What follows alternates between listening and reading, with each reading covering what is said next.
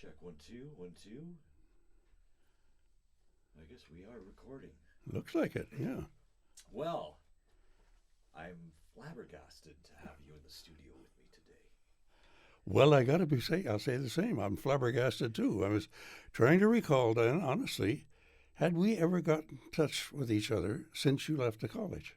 No, you know what? I don't think so at I all. don't. Other than online, of course. Yeah. Mm-hmm. Yeah, no, it's certainly great to have Larry McIntyre, the infamous broadcaster, scholar, mentor, all the ors and outs or. Don't build me up too much. Oh, how are you? How are you these days? Oh, I'm doing fine. I'm doing fine. I live only about 2 blocks from here. I've got a one-bedroom on the fourth floor of the high-rise and enjoying life. Well, it's certainly amazing to be alive these days, right? Darn right. When you think of everything that you've done in your life and wondered how you've lasted this long. Yes, that's true. Well, listen, let's go right back to the beginning. Okay. You grew up. Were you born in Norwich, Ontario? Yes. Technically, I was born in Tillsonburg Hospital, but Norwich, is 12 miles away. So you were actually born in the hospital? In the hospital, So that's right. Yes, you- Dr. Wildfang was the attending. So Wild thing? Dr. Wildfang, yes. Oh, okay. And years later, when I was moved to Tillsonburg and so on, he was my family doctor. Wow. Yeah, he had nearly retired at that point. So yeah. One of the interesting things, I don't know if you know this, but there's not too many people that are actually born in Tillsonburg anymore because the hospital doesn't exist. facilitate. Yeah. I mean, the hospital's there, but if you have a child or That's right. you go to London to have the delivery usually, right? That's exactly it. Yeah. I remember a story maybe about 10 years ago where there was a child actually born at the Tim Hortons on Broadway in Tillsonburg because mom just, water broke and it was like immediate and they couldn't drive to London or whatever. So take me back to Norwich, where you were living at the time, Right. and a little bit about, what that community was like back then. Much different than it is now because I belong to Facebook and the group that's is there. I grew up in Norwich, and I don't recognize the town. The last times I've been there, enough fires and so on, and they occurred through the years that much of the buildings and so on that I remember are now gone. But it was a nice little village. It had a very interesting background because part of it was Quaker. Quaker Street was the next town or the next street along. And actually we had 5 Quaker families who were at that point giving up the meeting house. They had decided that the Quaker community had gotten small enough that they couldn't keep it going. So what the 5 families did was, there were 5 other churches in town. They took one each family went to a different church. And then that's how they kept it alive. So. But no, I was a product of Norwich Public School and Norwich District High School, and on the way, let me see, I had a number of jobs. I was the delivery boy on Saturday afternoons for Moe's Longworth's grocery store, and then I started working at the grill. I was the first and only guy who ever was a waiter on table for the grill. And from there, I went to Brantford, CKPC, started from there. So when you were growing up in Norwich, was Tillsonburg the big city, or was it Woodstock, or where would you go? Woodstock was probably the bigger city, although there was enough traffic between Tillsonburg and Norwich that through Springford and so on, yes, that we would be down through there. First movies that I remember going to was The Yearling in Tillsonburg. And my dad certainly knew Tillsonburg people. Ray Fridello was his barber. So if you remember way back to Fridello's barber shop a long, long time ago in Tillsonburg, well, Ray and my father were good friends. So. Wow. Did you play sports in high school? Basketball, yes. Of course, you were like, what, you're 6'5" or 6'5", yes. I was 6 foot when I was 12. So a long, skinny drink of water. If I turned sideways, I disappeared. So that was it. But I played junior basketball in high school. Did I play football? No, I did not. Nope, that's too tough a game for me. I'm not interested. So what I did was run the canteen, and we made $500 that year. Wow. So there we go. Yeah. Wow, that's great. So now, what got you hooked to becoming a broadcaster? How Oh did boy. that happen? I suppose two answers. I was always sort of interested, knew what radio was. I was a bit of a radio junkie as a kid growing up. I was always going to be a teacher, but it was actually a session. Mac McSpadden was our shop teacher, and he used to run sort of an after hours or an afternoons gab session. And he had a bunch of quizzes that he would throw at us and things like that. And he pitched out one that said radio announcer. And I said, let me try it. And I aced it. And at that point, I said, hey, that's me. I was 14 years old and decided at that point I was going into broadcasting, period. Done. Yeah. Wow. And so how did you end up in Brantford at CKPC? Trial and error. My first station I went to was CFPL in London. I hitched a ride with Jack Lyons Cartage. Took me to London. I walked from this downtown London out to CFPL and was interviewed. And the guy said, of course, no. I mean, CFPL was just on the air 1 year at that time. And no. So then I went to Woodstock and I went to St. Catharines. And I came down from Woodstock. My aunt was there at noon hour. Happened to say, well, have you been to Brantford? And I said, no. She said, hop in.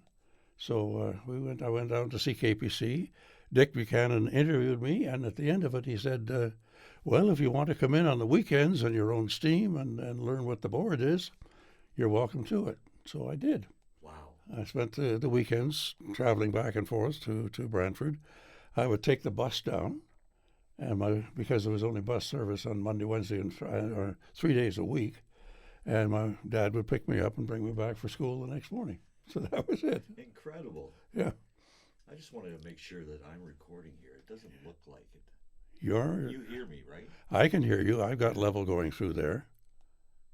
But I don't see any level from me, even though I hear myself. Yeah, I can too. And yet I can see the meter is reading level. Meter. All right, here we go. Okay. Son of a gun. There. Son of a gun. There you go. All right. Okay, so you're in Brantford now. Right. What was Brantford like back then? Oh, well, Brantford was sort of the bigger Woodstock that we went to. I mean, Woodstock was our city environment if we went there. Brantford was a little more sophisticated, I suppose, a bigger city. That's all there was to it. I had earlier on very early memories of Brantford, but nothing much more than that. And it was a case of, in so many words, they took me down to the road and pointed and said, if you're going to be working down there, you're going to be living down there. And that was it. So, wow. Yeah. So growing up, did you have radio stations that you were listening to? Oh, all kinds of them. Yeah. I was a radio junkie. Good Lord, yes. I name it, I was listening to it.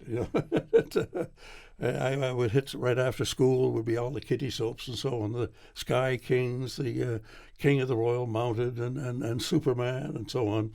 And in the evening, of course, it would be the Lone Ranger, and it was the Adventures of Beulah, and would be the 8 o'clock strips. They had a half-hour mystery show every night. Mr. Inspector Keene, Tracer of Lost Persons was one of them. Inner Sanctum, of course, was one of the big names. The Shadow, name it. And then there would be the comedy shows, Artemis Brooks, Life with Luigi, Corliss Archer, oh my God, Baby Snooks, and all great shows. And then there would be the hour-long dramatization, Lux Radio Theater. They would take movie scripts and dramatize it as an hour-long show. And they would bring in the stars of the movie, and they would have a role in the broadcast. So. Were most of these programs originating out of CBC or no CBS? CBS, NBC, ABC, the Mutual Network, all of New York, I guess, yeah, right? I listened. Yeah, my big station was WJR Detroit, and the Goodwill station, so called. And I thought, oh, it would be so keen to be an announcer on WJR and do the station break on WJR, the Goodwill station. The kiddie soaps all came from Windsor, CKLW Windsor, a good neighbor station at that time. But in the late 40s, early 50s, things were changing. Disc jockeys were coming in. The soaps and the dramatizations were all going into television. One of the early ones, one of my radio favorites was My Favorite Husband, Lucille Ball. They took the script, translated right over it, and became I Love Lucy. Wow. There you are. Yeah. Wow. So yeah, I listened to the radio, sure. CBC, I was a big fan of Bing Whitaker. Bing Whitaker had the Small Tykes Club, and this was a noon-hour show, and he would read, kid stories on the CBC, and his sign-off was always, okay, off to work, off to site, off to school, scoot, and that was it. And you could walk up the street and hear those, just house to house to house to house. In the summertime, the doors would be open, of course, and you could follow the whole story up the street as you walked. Incredible. It was, yeah. That's so good. Yeah. So how did you hook up to coming to Tillsonburg? What was the connection from Brantford to Tillsonburg? All right. And it was CKOT through radio? Ken Orton at CKOT. I was an operator in Brantford. Longer story is that I knew a lot of the guys in Tillsonburg because I was a member of the scout groups and so on there. And one night, Jack Eckett introduced me to a guy by the name of Ken Orton. And Ken Orton, all of a sudden, was talking about how he was going to put a radio station on the air in Tillsonburg. Very dynamic, very person, I'll tell you. And within a year, he had put the station on the air. He had 8 partners pulled together, one of whom was John Lamers, who eventually bought out the whole business. And then, so Ken was the program director. First of all, he was the technical director. Then he became the program director, and I became his first hire as the program director. There were other station operators there already by that time. Frank Taylor had the morning show. Bill Irwin was there. Eric Finch was there. I replaced Eric. And a guy by the name of John Q. Holmes. Everybody had John Q. at some point in that. There was Robert Q's Waxworks, was the big disc jockey show out of the U.S. at that point. This predated Wolfman Jack. Okay, so you had Robert Q's Waxworks, and Robert Q became Robert Q. Holmes and Guelph and so on and so forth. They were all different people, but Q was the name that they had to have at that point. So anyway. Wow, that's funny. That's really funny. So I'm trying to understand this. Was the KO in CKOT Ken Orton at Tillsonburg for the T? A lot of people said, yeah, CKOT stood for Crazy Ken Orton Tillsonburg. Oh, okay. Okay, because he was a very dynamic person. And it was actually by coincidence.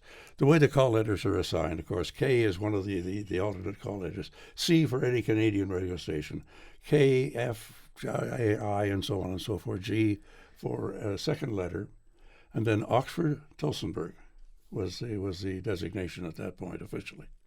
Talk a little bit about the programming back then. Well, when you were were asking there me earlier on about block programming. Block programming wasn't in yet. This was something new. We were still doing half-hour radio shows, half-hour music shows, and there was a women's editor, Thelma Hyatt, who came in. She was there for years and years after that. And then we had the famous afternoon show was the Strip Room Serenade. And I have to be very careful when I'm talking to anybody else in the business about that because they will raise eyebrows when you were doing what?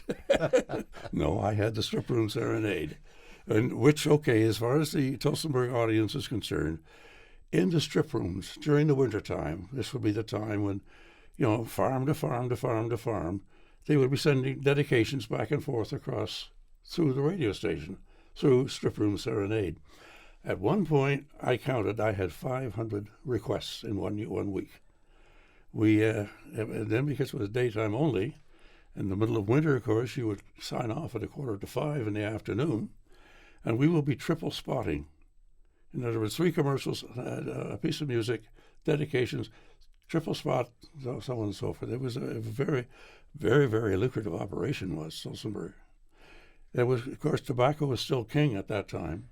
Rothman Cigarettes just bought carte blanche. They had the 8 o'clock news week after year after year after year. So, Wow. you Um, Tell me about was it 25 London Street? 25 London Road was the boarding house. Ma Pettit's boarding house. Ma Pettit used to take in boarders. I guess there were 3 or 4 places in town that they had boarders and so on. But Ma had 8 guys who lived in. Plus, she had lunch and dinner people that would come in too for lunch and dinner. There were a variety. There was a barber lived there, and there was a can't remember what Hank did. I think he worked as a plumber. But a lot of the radio people came to live with Ma Pettit. I was there. It was actually Bill Irwin who got me in as a boarder. And then let me see, Dick Bordeaux was there.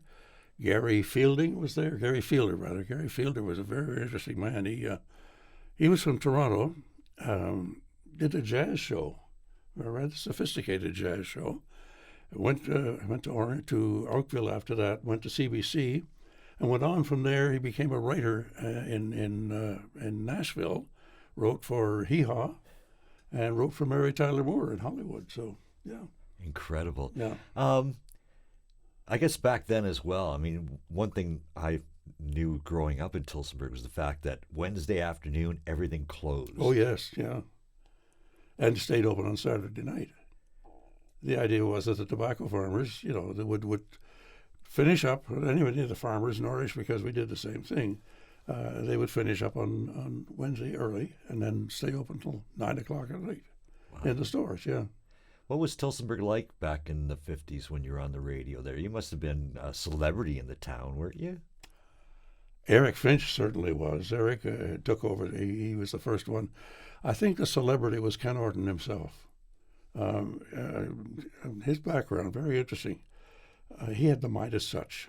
If anybody had the Midas touch, he knew exactly how to make money, and he did. He came to Canada from England. He had been in the Merchant Marine, and I know for a fact that when he arrived in Tillsonburg, he did not have 2 nickels to rub together. He went to work for Art Woolley. Art Woolley was his sponsor. Art Woolley had a sign painting job, and Ken worked for him. Within 2 years, Ken had bought out Art Woolley. Art was working for him. Then Ken, at the same time, he had a car, and he was driving around. He had a couple of horns mounted on his car, the PA speaker, and they would drive around the streets of town doing commercials. Sounds crazy now, but that was how it was done.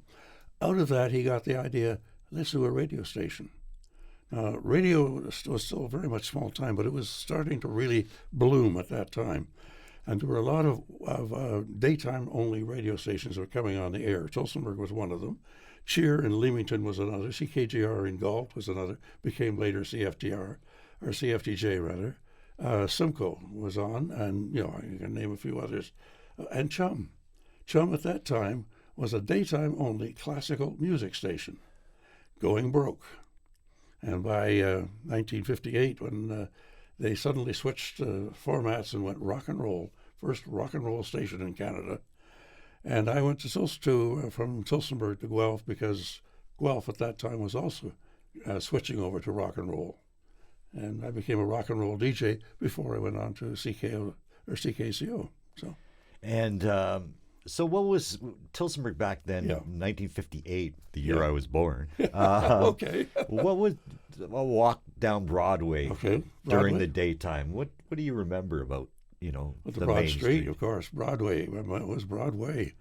And so, I'm trying to remember some of the stores and so on that were on there. Well, it would be Bert Newman's Flower Shop. There was Geddes Restaurant. There was, let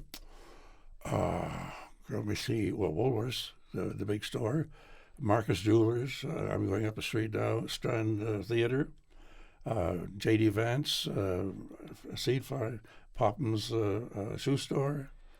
Sinden's Paint and Wallpaper were in there. Across the street. Well, Tillsonburg was very, very interesting as a town. Very, very interesting. Later on, I was doing some history studies, and we were studying Victorian England. And all of a sudden, I began realizing they were doing a description of the town, of a typical English town of the Victorian era. That was Tillsonburg. It had the cross street, the main cross street of Broadway was the commercial street, political street, if you want to call it that. And then across that, like a T-cross, was I call it the cultural area. On one side was the city hall, town hall. On the other side was the public library. And then each of the quadrants was a church. One of the churches was situated in the town. Vic Tilson, when he organized that, a very, very bright man, when he organized the town, he also organized, and he told me this, was after, if you take a look at the town of Tillsonburg, there's an alley between each of the streets, okay? That was designed to be the utility alley. The garbage pickup was all done in that alley. And then later on, of course, that's where the utility poles were put. So you had telephone and hydro. So your streets and so on did not have any of those facilities. That was all between in the utility lane. It was very, very smart thinking of the man. I remember a lawyer, I think it was Robin Weir, I think was the lawyer at the time, showing me a design of the town of Tillsonburg laid out, and there were still subdivisions yet to be developed on the original Tilson plan. Now, I can't tell you what those are now, but they have pretty well developed along the way. Tilson laid them out back in 1860, 70, through those years. Very bright man. So, from Tillsonburg, you go to Guelph Radio? Brantford first. Oh, Brantford first, Right. then Tillsonburg, Then Tillsonburg. and then to Guelph, Then to Guelph. and then to CKCO TV. CKCO TV. That's So right. how did the radio broadcaster transition into a TV news person? Well, simply enough, Johnny Welsh was another operator at CKPC in Brantford. And, he was sort of my mentor learning the board as an operator. Johnny transitioned. He became on crew at CKCO and dropped in to say hello to me a couple of times at CKOT. And he said, look, they're looking for an announcer. Get over here. And I didn't pay too much attention to him until the second time around. He said, get over here. There is an opening right now. So I went over, said, Don Martz said, yes, I think we can use you. And there you go. So would you have had a audition tape or anything that you would have taken with you, or was it just strictly, you meeting them and I think letting they them knew hear who your I pipes? was. I think they knew who I was from CKO, from Seajoy, yeah. Okay. On top of that, CKWR, or CKKW was coming on the air at that time. And Al Hodge had asked me if I was interested in the job. I didn't take it or didn't get it, whatever. And so that I knew where Kitchener was and radio in Kitchener. And so when Don Martz said, yeah, I think we can take you, that's how I got the job. So tell me, what was it like for you? I mean, it must have been a huge transition. I mean, now you're getting recognized in the community because of your presence on television. Now you become a news announcer? Yes. Or a utility guy? Or, Yeah, were you ever a reporter? Yes, we did everything, really. The newsroom and announcers were almost synonymous. They were beginning to digress at that point. There was a couple of announcers who did nothing but commercial work or the shows and so on. But we had a three-shift radio. They had already developed the idea of morning television, afternoon television, evening television, with a shift for each one. So that the three of us, Don McDonald, Gary McLaren, myself, we just spun each other off and became jocularly, the Scan clan. McIntyre, McDonald, and McLaren, actually McLaren, McDonald, and so on. And then Ed Doyle came along, and so it became like a Philadelphia lawyer. There was McLaren, McDonald, McIntyre, and Doyle. So yeah, we did everything, and we did a bit of announcing. We did a bit of we were doing commercial announcements. We did name it. We did it at that time. Wow. Yeah. And how many people would have been employed by the TV station back then? Oh my gosh. Oh, I couldn't begin to tell you. Maybe 25, 30 at that time. Yeah, maybe. And then of course it grew and grew and grew after that. So yeah. What was your thoughts and memories of Bill McGregor? Because he would have been an engineer, wasn't he? An No, engineer? he was then the general manager. Oh, Yeah, okay. yeah. He moved up very quickly. Eugene Fitzgibbons was the first general manager, and I think he was gone within a year. Fitzgibbons was actually part of Famous Players, because Famous Players owned 50% of CKCO at that time. And then Bill McGregor, who was the technical head, moved into the front office as general manager. So, yeah. Wow. It was always Mr. McDonald, Mr. McGregor. That's it. So it seemed like the man never changed. He always No. He always had the white hair. He always looked the Exactly. same. I mean, forever, right? yeah. But he Mhm. was. Yeah, I remember him quite fondly. Yes. And tell me about the acquisition of news stories back then. Of course, there wasn't videotape at that time. And now was CKO or CKCO the CBC or CTV at that No, time? we were CBC. Everybody Yeah. was CBC. The second so-called second stations were just beginning to come on the air. CFTO in Toronto was brand new at that point. CKOH in Ottawa.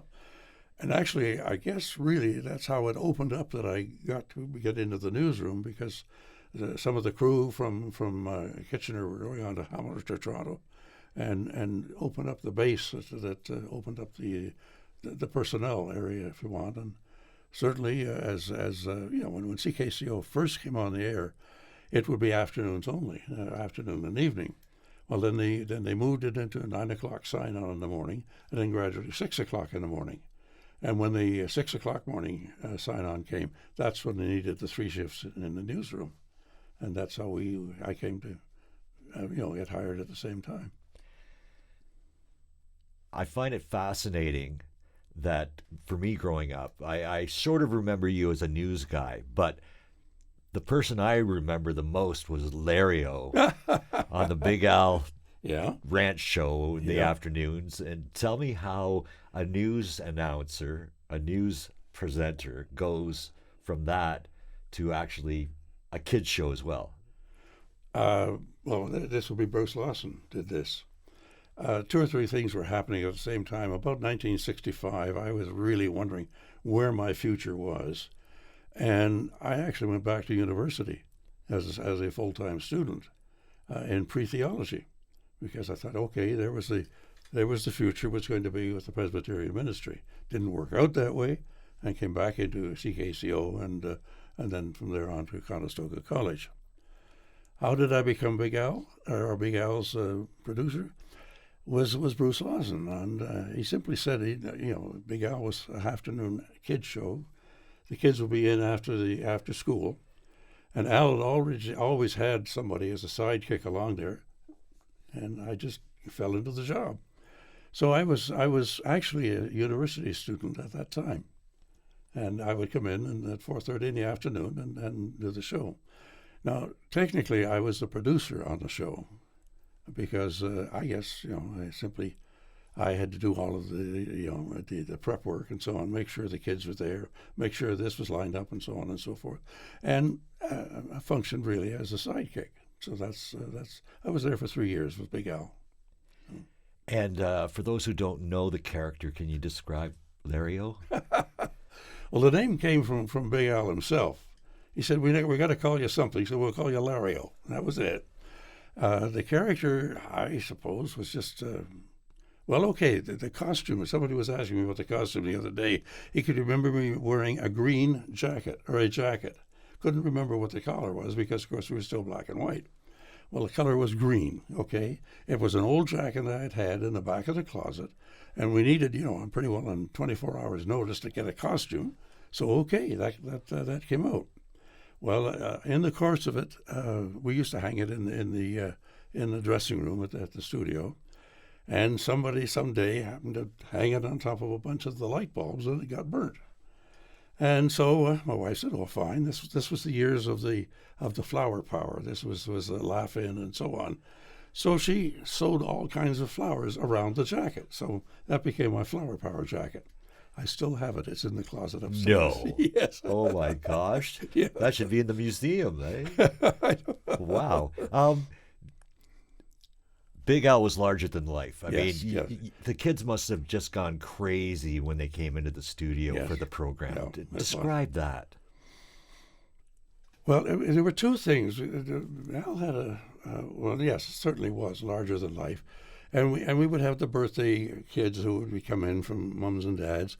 We would have the talent because it would be show people that tap dancers, piano players, and so on, who would come in and do part of the show.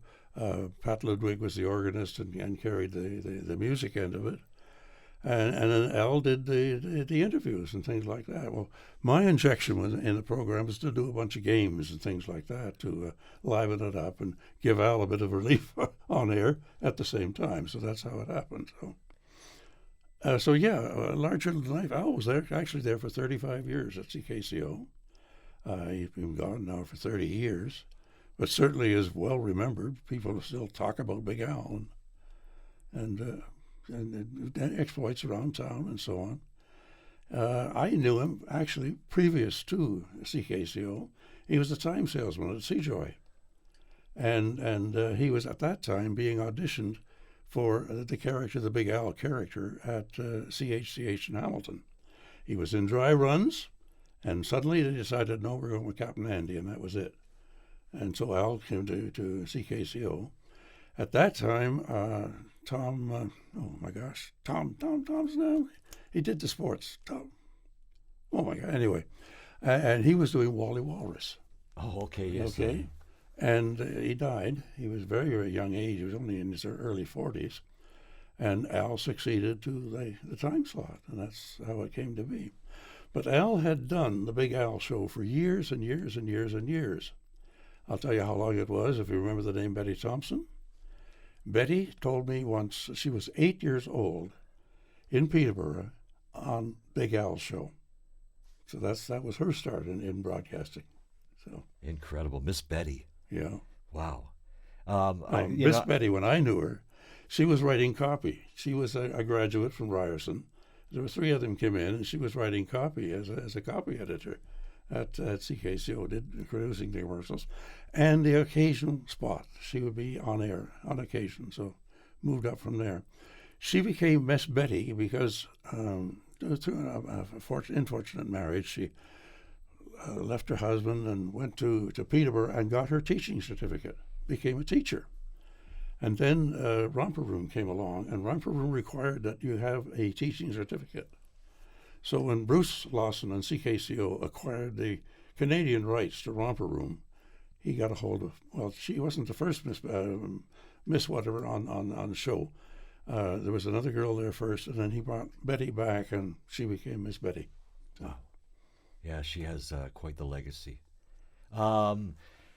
You got some stuff on paper here. We must go to. Do you have some of the questions that Facebook people have been asking? Yeah. John McCrae. Yeah, Johnny McCrae. You know, John was one of our students. He went to CKO and CFRB and so on. I love his radio show. Yeah, the old CKO. It's its own free time radio show. He does. He's a good. He's been there for years now too. Wants to know, he said, what if a teen in technology that wished to have access to them on the days when you were on air? The answer, quite simply, is a cell phone, if you can imagine, eh? And the whole rise of the cell phone technology. Now, I'll give you a bit of a background to this. I don't know if did you ever cut film? Yes, 16 millimeter. Sorry? 16 millimeter. 16 millimeter, you know, scraping off the Molson and splicing it and A reel and B reel and so on. That was my first job in the news, was actually putting together a film reel. Put it up backwards, but I did it anyway. In those days, of course, it was all on film. We had a Bell and Howell triple turret cameras, and we flipped the lens, and videotape had just been heard of. We had videotape within a year, but it was a single run. If you splice tape, you have your whole sequence would go out of whack on the thing. So anyway, that's what it was. And then so when I'm impressed, because I'm thinking of Jeff Hicks, who was one of our grads, spent a whole career at the record in Kitchener. And is now, would you believe, doing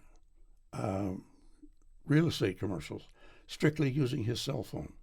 So in other words, he's got his cell phone. He does that at his production facility. He does that at his broadcast facility. He's got a camera, everything all in one piece in the palm of your hand, just like that. So incredible piece of technology that is. Who would ever thought? Exactly, yeah. Next question? Next question would be, Leah Rosacat wants to know, did I have any preconceived notions about broadcasting when I get, and were they realized? Were they good or bad? Well, yes and no. I can say that. I told you how I was a radio junkie, and I was listening to all of these kiddie shows and the drama shows and so on. By the time I got to CKPC in Brantford in the early 50s, that were gone. They were gone totally. They became music shows and became disc jockey shows, and that was it. So that was the kind of radio that I was going into. But I walked in, my eyes wide open. I knew what was going on. I was hired as the operator for the morning show and so on. But the difference was that, we still carried some CBC broadcasts at that time. Everybody was the CBC station. So we would have the Gillette Cavalcade of Sports, the Friday night fights coming in. And we would have the Salvation Army, This Is Your Life. And this would be interesting to me because they would come in as a transcription, a big record, a 24-inch, and there would be two of them for half-hour show. And the first half hour, first 15 minutes would spiral in, and then the second half would spiral out, okay? Because you wanted to match the quality of the inside circuit on that so that it sounded the same all the way through. Nobody told me about that. I had to learn the hard way why was this disc repeating? And I would set it back, and all of a sudden figured out, wait a minute, this is playing out instead of in. Worked fine. I knew nobody ever called me on it, but that's how I learned how that you had a track that spiraled in and spiraled out. We would have shows coming in on transcription, and it was also the very early days of audio tape, so that we would have the small reels. Monty Hall's show would be on audio tape, and some of the other reconstructed shows. Record companies would supply you with scripts and a voice transcription of the announcer or the personnel on the show, and you would have to fill in with the discs out of your library to make up the show that way. So that was the big difference. So that was the answer, maybe, Leah, to the answer that it was and it wasn't what I expected, but it was. So there you go. Let me see what else has Lisa asked you now. Okay. Diane Collins. Okay, Diane was one of our early on grads, and I've kept in touch with her through the years, and wants to know what are the best memories of the college and where do I start? Well, it's simply, where do I start? Let me start by talking about the first time I stepped foot in the college. And if you remember the C door, there was a big turret. We'd go up for the fourth floor. When I went in there, it had all been painted in white, and there was a huge graphics designation for what number we were on. And we would get upstairs, and it was still open in those days. The walls had not been closed in at that point. So that upstairs was the graphic area, and the whole graphic program was laid out. The student work that was there, and had some brilliant graphic pieces that were being done. And then I got back downstairs again, and the woodworking students had reconstructed the Conestoga wagon. It was used in parades for years and years and years after that. But I thought, damn it, this is going to be a fun place to work. And that was my introduction. It took him 6 months to talk to me into it. Gary Parkhill would be on and say, well, we're talking about this, we're talking about that. And I would say, yes, that's fine, yeah, good. And finally, at the end of June, he said, listen, we're planning on you being here. And I was still, waffling whether I was going to stay at CKCO or what. And he said that, and I said, well, I guess I'd better be here then. And that's how I came to be at Conestoga. So those are my earlier on memories. But I certainly do remember the meeting the students for the first time, and how gung-ho they were. The people, Diane would be one of them, and I'm talking of the Bill Elliott's of the world, the Rick Welburns, and Demi Thompsons, Bob Donnelly, Bernie Forrester. We'll talk about Diane eventually went on through CBC and ended up in Vancouver. She was running the news operation in a multicultural station there, 48 languages or something like that she had. Bill Elliott, yes, I mean, Bill Elliott is still corresponding. Bill started out at Global Television, NHL hockey. His son now plays NHL hockey, and the Olympics. Rick Welburn was the international reporter for CBC. Now this may not sound like a big deal as an international reporter, but he told me how it worked. Was that in the networks, the CBC is a small network in the big field, but if the CBC were to send a reporter to cover a story, the rest of the networks perked up their ears and said, if the CBC is spending money, it's got to be a story. So that's how Rick Welburn, that was his career all over the world and what he was doing. There was later on was Jim O'Connell, who was covering the Iran War and so on and so on. That was one of our grads and so on. And Bernie Forster, I got to talk about Bernie. Bernie was 17 years old when he came in on the train from Montreal, found himself a place to live, and signed on to the college. He was the last of the list to be accepted into the college that year. And I think, remember that was about 2 years ago. He has now endowed the college $250,000 in scholarships for media students at Conestoga now. So those are the people that I remember coming in. Some of the other things I can tell you is about when we got into commercial advertising, because we had the closed circuit radio station and so on, and radio advertising was not part of it. Well, the second year students got the idea that they wanted to do a hockey broadcast from London Arena or London Gardens or something to the college. And I was like, okay, there wasn't the money to do this in the program. We said, well, let's sell advertising. The college administration turned blue. And I remember the Friday afternoon sitting there waiting for the president's call to say yes or no, you can do it. And he came back and he said, yes, you can do it.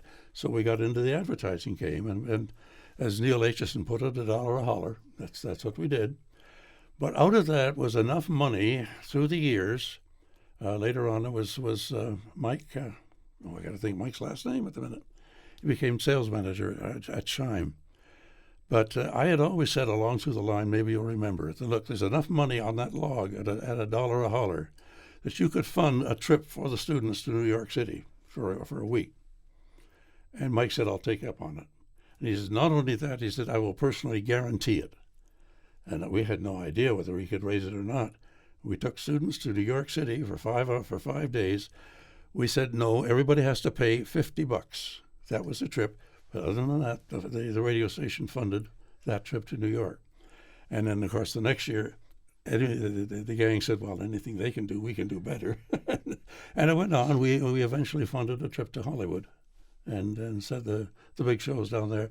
That was interesting because we had tickets to the Johnny Carson show. The tape seats, so-called. In other words, they were the audience reserved seats. And we got these tape seats. And he was doing one of his skits, his Edge of Wetness, if you remember it. One of the students, of course, is featured as one of the students on Edge of Wetness. So there we are. It was Bill Sussex, who was one of our earlier on grads who had gone to Hollywood and was working in production, radio production down there, who was able to wangle the seats for us to the Carson show. So Bill is still active. He lives in Honolulu and flies back and forth to Hollywood as he needs to be. So, but I kept in touch with Bill. He's a character and a half too. He and his buddy Mike Smith. Mike got out of broadcasting. Mike actually was an early on salesman for CKGL in London, and there was a coffee shop down the street from them that he used to hang out. He eventually bought the coffee shop. So, and I'm trying to think. I shouldn't have started without remembering the name. It's the big nightclub in Richmond Street in London.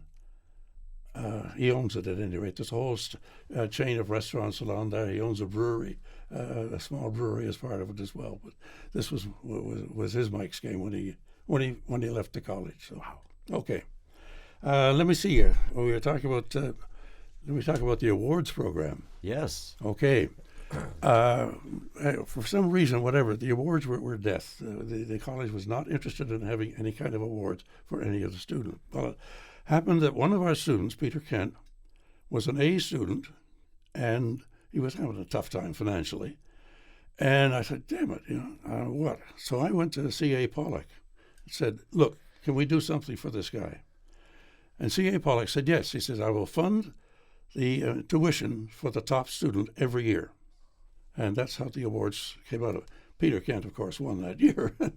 That was it. But I still think the awards are still carried on, but that's where they began, was from C.A. Pollock saying, yes, I'll fund the tuition for the first year, for the top student of that year.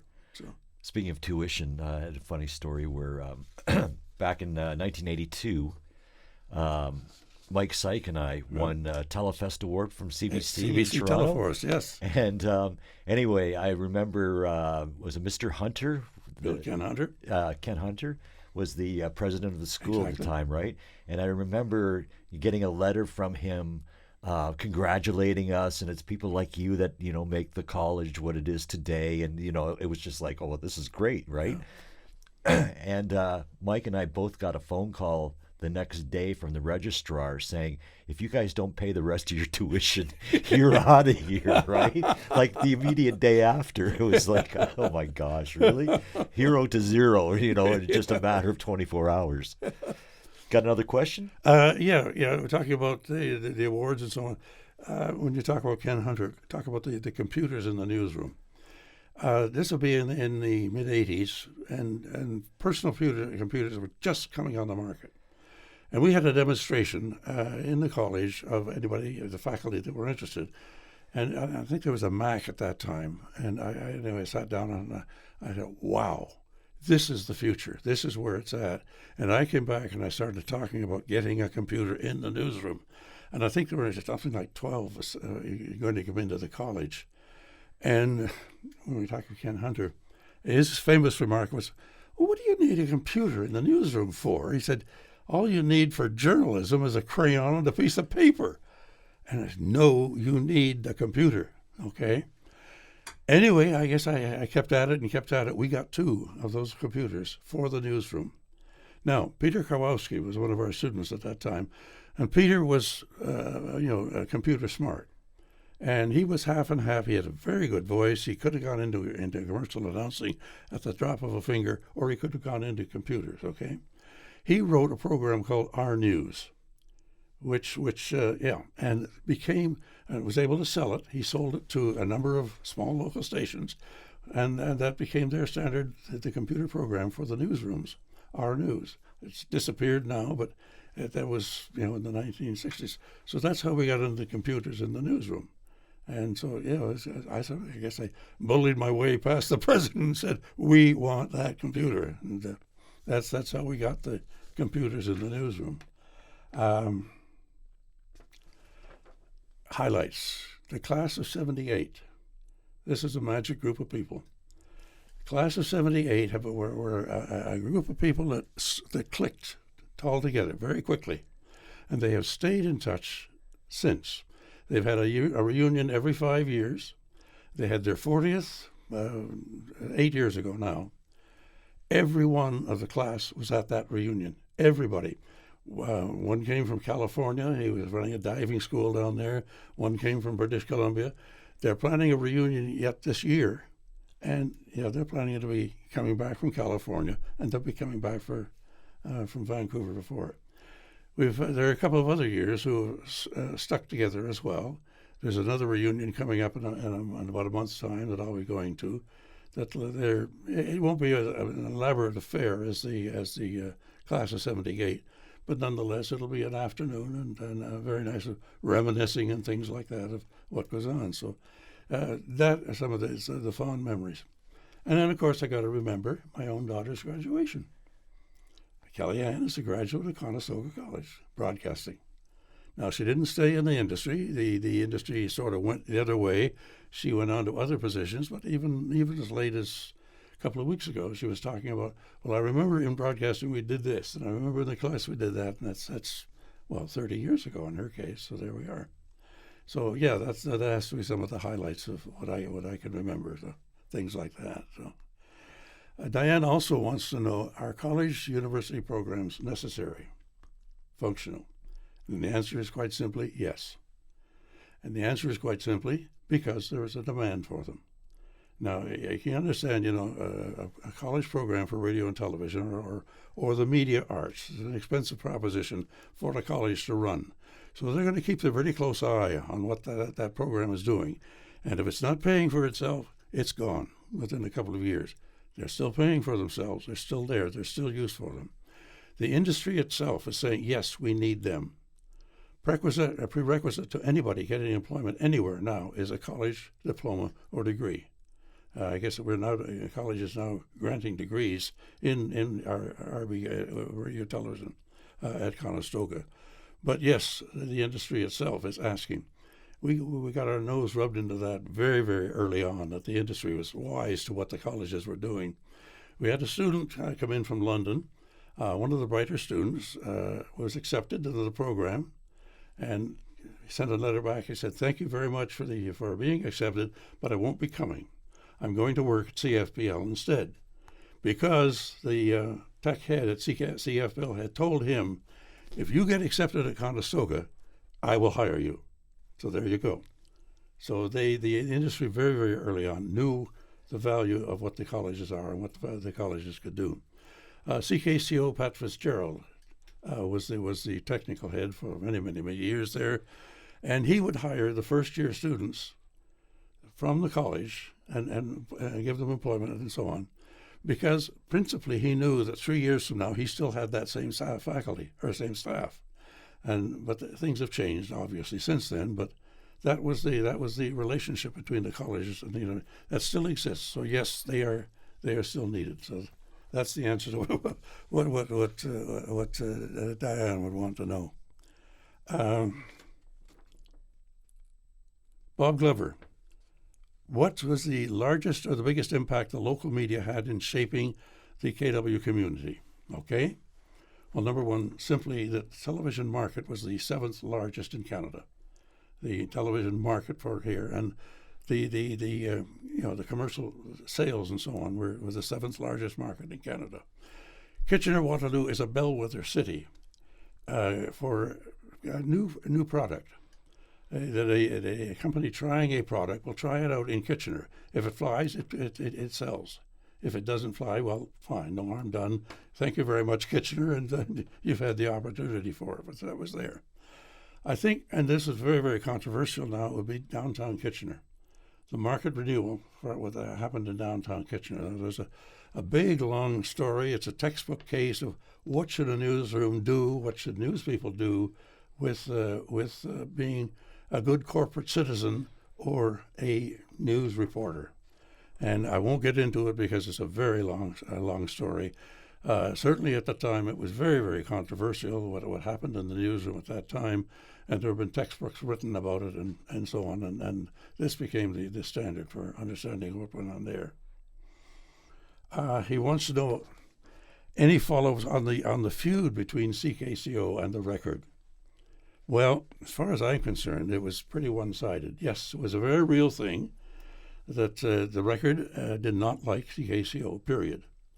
And to the point where if there was news coverage in the Record, there would not be news, or put it the other way around, if there was news coverage on CKCO, there would not be touched in the Record.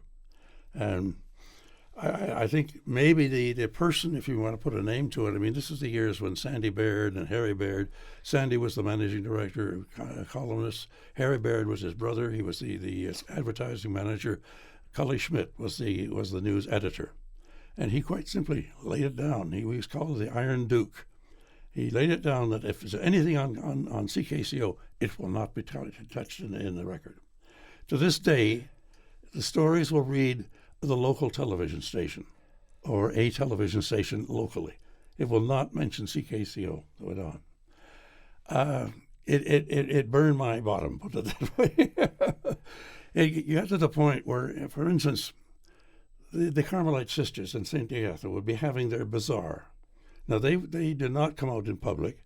There would be a spokesman that would represent them And Kitty Shimelis, I remember coming in on Elaine's show talking about the product line. And I said, what about the embargo that that the record has? He said, the heck with it, I'll do it anyway. Okay. Got to the point where I remember doing one news story. This was following the Suez crisis. There was a speaker. He's a lord in Britain, and he had been part of the British whatever in the Suez crisis when the Suez Canal went through. And he came across on the speaking tour in Canada, okay? And he was coming to Kitchener. And so I phoned the club organization, whatever. I said, I want to get this guy for an interview. And he said, well, we can't do that. I said, what? He says, no, if he comes to CKCO, we won't get coverage in the record. I said, okay. Well, that I got on my high horse. I got a hold of his publicity agent, this booker, and he was coming to London the day before he was going to be coming to Kitchener. So I said, okay, can we set up an interview? Doug Lehman and I drove to London to interview him in his hotel in London to bring back the interview. Okay. The sequel to the story, we're packing up the gear, got the interview and so on. And the man's wife is sitting there, and he said, are you going back to Kitchener now? And I said, yes. He said, could we get a ride? I said, yes, you certainly could. So we drove them from London to Kitchener. On the way, we were chatting through, and we got talking about different things, and they were big Shakespearean festival fans. And I said, well, we're going right through Stratford. Would you like to see the Stratford Festival? Yes. Well, I knew Hugh Walker was the general manager. I phoned Hugh, told him what the circumstance was, said, bring him in. So he gave us an hour-long tour of the Stratford Theatre. It was, February, March, something like that, before the festival was open. But there were some of the actors there. I think Kate Reid was there that particular day, and had a long chat with this woman and her husband, and they were just thrilled a bit. So we came back and we dropped them off at the Walpole Hotel, and I got my story. We were on air with it that night, 6 o'clock during the 6 o'clock Scan News, and the agency or the club that covered the thing couldn't touch it. The record would not let them do it. So the feud has been there. It's been there for a long, long time. But I don't think it was purely CKCO. I remember the mayor, Joe Meinzinger, at that time. There was a feud with the mayor. I can't remember the reporter's name, except he'll come out in a second. But Joe Meinzinger, when he was running his campaign, deliberately did not place any advertising in the record. All was CKCO and all was CKCR radio and CKKW radio. Everything went with them. And he won. And he came back and he was just triumphant. He was just beside himself and just delighted. And it is coming back to CKO to talk about this thing. And he was talking about, and we showed that bearded Santa Claus that you couldn't, you could do it without the record. So it was a bigger feud than I was aware. But even to this day, as I say, if you read the record, there won't be reference to CKCO. It'll be that television station or a local TV station. That was it. So that was a great question. Oh, yeah, really. Let me see. Jean Trudel, has the removal of the fairness doctrine in the American television landscape impacted Canadian? That is a big one. I really don't know that much more about that. I can talk about it. Really, the fairness doctrine simply is when the Reagan administration removed the rule that the broadcasters had to be impartial, that you had to tell two sides to a story. So then that opens up the whole of the spectrum. This is where the Fox News system comes from, and all of the commercial announcers on radio through there, who can be because of the rights to the free press, or the right to free speech is what they play it with. In Canada, I don't think we've got that. Well, number one, I know we don't have, because in Canada, a radio station or a television license is a privilege. It's not a right. And so consequently, the CRTC is going to be watching what the radio television operations are doing. And I don't think we have an instance of what is happening in a commercial radio in the U.S. or in the U.S. television. Maybe the example would be Sun Television when it came on, and it was gone within a couple of years, mainly because they couldn't make money. That, as Bill McGregor would have said, he said he couldn't even afford to turn the transmitter on. So that was that. Now, what's going to happen? No, I don't know. Because, well, what you're doing is podcasting. That's not regulated. There's no, and yet that's being disseminated anywhere, wherever you care to put it. What's going to happen? I don't know. That'll be an interesting thing to play out, see what happens. Chris Matlock has an interesting question too. Can we convince the public to once again trust news organizations? And my answer to Chris is no, you never will. You'll never be able to do it. Or maybe you will. Okay? Because, well, let me come at it this way. What is the public that you're talking about? Because, well, when I got started in the news game, in the news business, we had 12 channels. And then there was the print media, and then there would be the news organizations beside that were all disseminating news stories and so on. Some of them were trustworthy, some of them were not so trustworthy, and so on. And it has gone downhill from there because now we have the 900 channel universe. So number one, 900 times what we were doing then is what's happening now. And on top of that, the audience is much more sophisticated and much more media savvy. They're much more familiar with what radio, television, print, and so on and so forth can do. So they're much more skeptical of what the media will do. Now, can be done. You've got to do very, very carefully because you have to build a trust, and you have to maintain that trust. And if you can do that, then yes, you'll have a trust in your organization. But I'm thinking of the big organizations like Time Magazine, NBC, who have had that trust and lost it. Time Magazine, if you remember, was doing the coverage on the Vietnam War. Walter Cronkite went across and came back and he said, wait a minute, what Time is reporting is not what's happening down there. And blew the bottom right out of what Time Magazine could do. And then Brian Williams, if you remember the Brian Williams story, when he had to backtrack on what he was talking and reporting. I'm sorry, Brian Williams is now retired, but he was on NBC or MSNBC for many, many years. I still didn't trust him. And once lost, that trust is gone. And what was Brian? Brian said that he did something, or he was somewhere when something happened, but he wasn't. He reportedly said that he was on a flight and being strafed by right. Well, some of the other Army personnel at the time said, no, it wasn't quite that way. But yes, he was being strafed, but it was not the big explosion and the biggest so on. And he had to backtrack the whole station. So enough that said that's it. I mean, he was a brilliant newsman, and I liked his work. But after that, I'm sorry, I couldn't trust him. So it's a question of trust.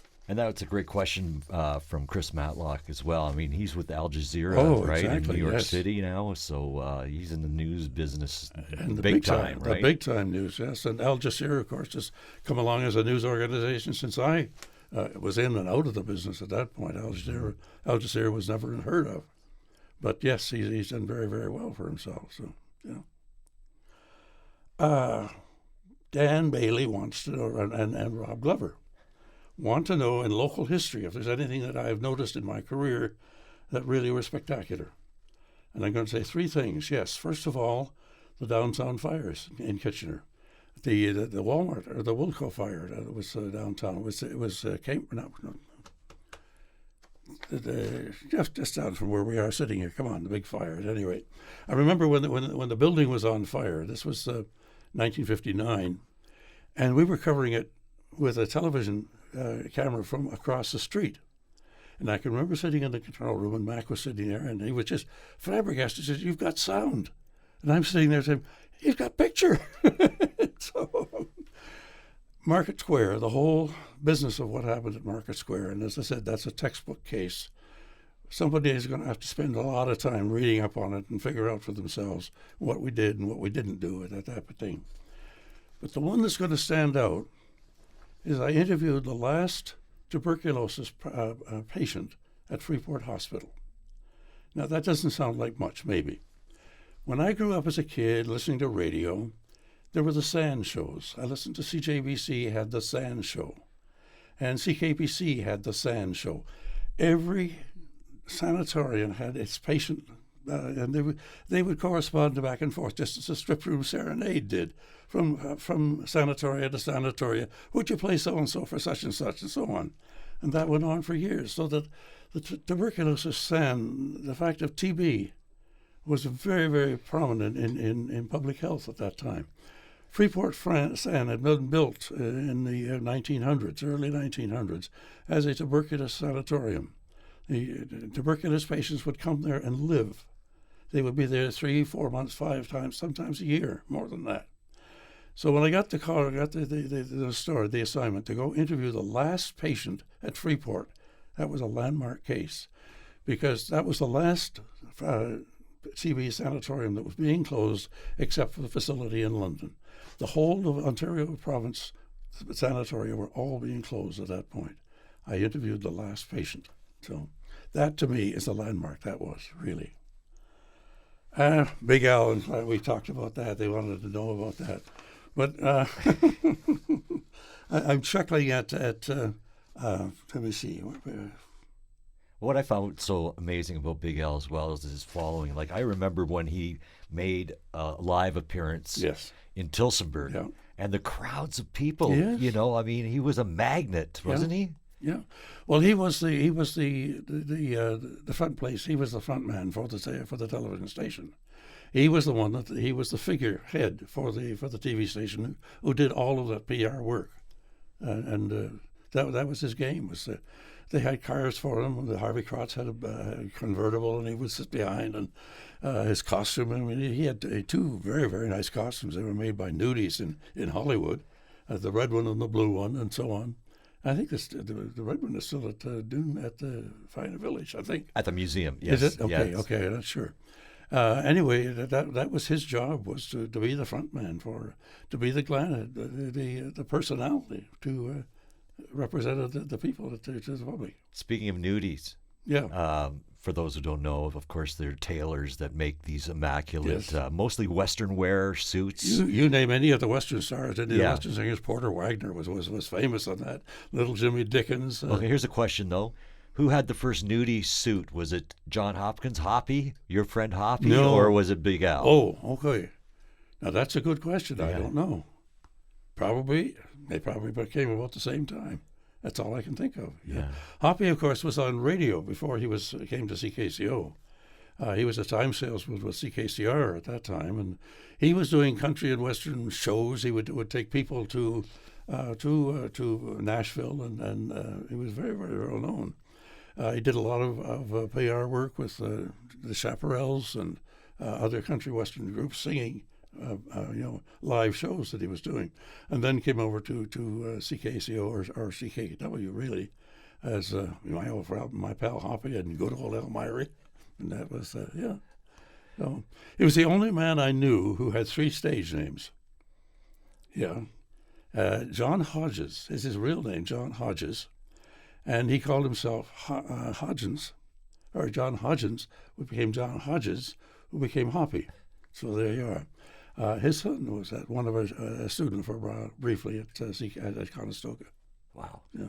Any other questions, or was that it for the That's it, yeah. I thought that there was one there. Isn't there one there from Pete McEwen? No, nothing. He wanted to know who the greatest student from Priceville was. Oh. I take it he's from Priceville. Yeah. Not only that. All right, Pete. I'm gonna tell you, it's a toss-up. Yeah. Peter McEwen or Wanda Love. Now, Wanda Love came from the same area. Wanda Love came from a broadcast family. The Love family in the West. I mean, they own broadcast stations out there, but she actually grew up in the Priceville area as well. So there you are, Pete. It's a toss-up. Is it Pete McEwen or is it Wanda Love? One thing I wanted to make sure that I talked about was your participation at CKWR. Yes. I mean, you infamously voiced Flanders Field for Remembrance Day. Yeah. Talk to me a little bit about that. Well, this is when my careers. Okay, when I left Conestoga, I went to Conestoga College. When I left there, I signed on with Great Canadian Holidays. So I was with them as a tour director for 15 years. And when that finished up, I was looking for something to do, and I said, okay, freelance. I went to CKOT, and Henning at that time said, yeah, I'm interested. I put together a program for the 100th anniversary of the city of Kitchener, 1960 to 2016, and did a series on that. And when I finished up that, he said, look, we've been carrying Dan Fisher's show. Dan had died. And he said, we really can't carry it on another longer. He said, would you be interested in picking it up? I said, yeah. And he says, think about it. And I said, I've thought about it. I want it. So I started we call it now the Magic of Christmas. And that has been a good show. I've really enjoyed doing that. I'm coming up on 10 years now, and I'm hoping it'll be 10 years. So that we'll be doing it this Christmas.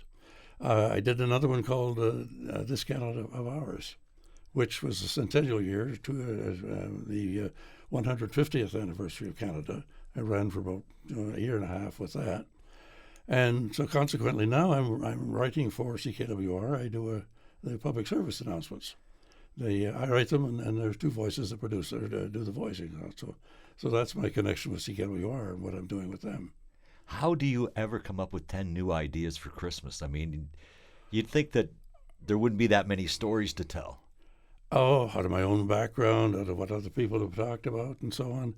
Well, I start off with my perennial one has become my Santa hat. Simply that, on December the 1st, I put on my Santa hat. And where did it come from, and why did I wear it? And it was my wife actually just said, here, have a Santa hat, and I wore it. And then, my story is that through the thing, I'd meet different people who kind of nod and smile and say, oh, you got your Santa hat on, and so on. And I discovered one thing. Number one, it was guys who were wearing Santa hats then, more than women. So that became kind of a thing that men would talk about. You say, you got your Santa hat on, oh yeah, and so on and so forth, and that part of it. And then there was one lady who came to me and said, I must have been doing a gruff look one day. I had my Santa hat on, and she looked at me and said, "Smile, you're wearing your Santa hat."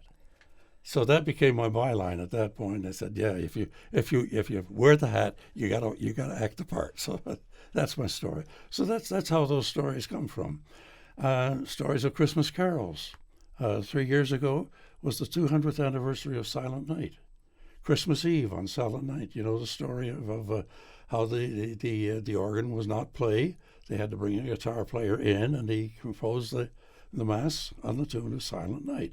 And that was 200 years ago, Christmas Eve, 2 or 3 years ago. There's a story that you can do as a story.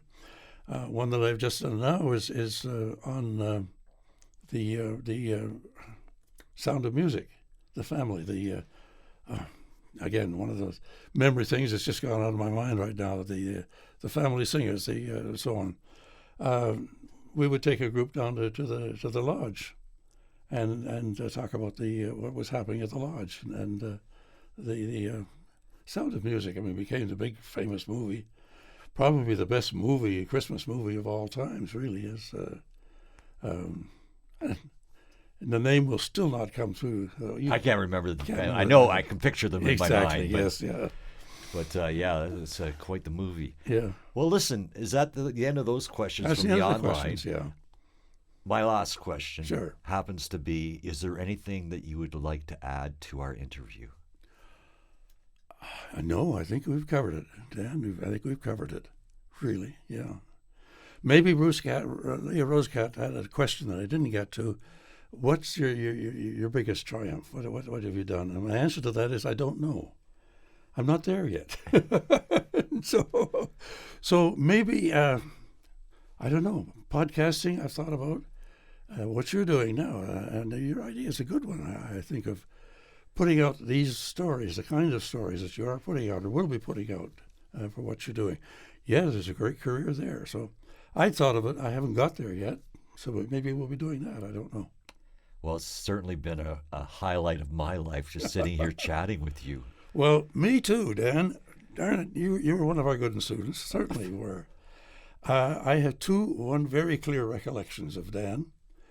Notes which you would post on a bulletin board, and I wouldn't figure where did this come from. And one was, "Are you still playing piano?" And I said, "Wait a minute, Dan, how would you know that?" Well, it turns out, of course, that I knew your family, that you knew your Uncle Kenny, and Marilyn, of course, your mom. I knew them as a family in Tillsonburg, and I used to play the piano at their house. So that was where it came from. And the other is a recollection, and you taught me a big lesson on this when you came in, and I can see it yet. You had a roll of something in your hand, and you were talking about videos. And I thought, what is a video? I had never heard of the term. I couldn't even conceive of what a video was. And I thought, no. Play it cool, Larry. This guy knows what he's talking about. And all the videos and so on that you have done ever since then. Oh my gosh. Yeah, I mean, video is now a term. But you were the one who said, hey, you got to talk about videos. Yeah, well, that's it takes me back too. Certainly.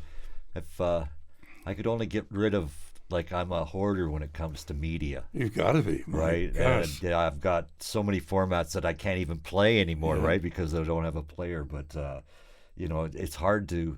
same with you. You just said that you have a lot of audio reel-to-reels, right? And it's sort of hard to, get rid of a lot of stuff that hasn't been digitally transferred or whatever. Exactly. So, well, I in my collection of stuff like that, it will never be played unless we can actually find it, is Tommy Douglas' last interview. He was going up to Neustadt as the guest speaker, and it was his swan song. He would be finishing up as NDP leader at that particular point. And I have a half-hour reel, the interview I did with Tommy Douglas. It'll be on optical soundtrack. And you can't, where do you get optical soundtrack from anymore? Yeah. Wow. So there. Let me tell you a story about that. Paul Martin happened to be in the studio at the same time. Now, Paul Martin was he was very high up in the Commons, and he was then in the Senate. And we got a call on a Saturday that Paul Martin was going to be in town. Would you like to interview him? Of course, yes, we would. And I knew that Tommy Douglas was coming in. And Tommy was finishing up, and we would have him in the same studio at the same time as it worked out. Well, in the change between the film, I mean, Doug was shooting sound on film at that point, and Tommy Douglas and Paul Martin got reminiscing about their years in the House of Commons.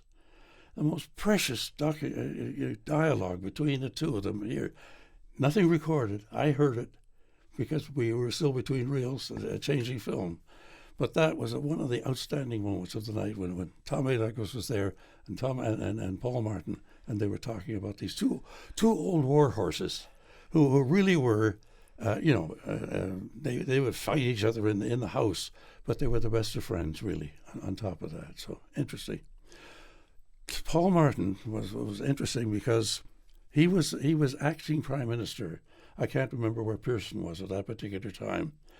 But Paul Martin was in our studios. We were being interviewed, and he was sitting at the front desk answering House of Commons phone calls. He was running Canada from the front desk of CKCO at that time. So, wow. Interesting. Yeah. Wow.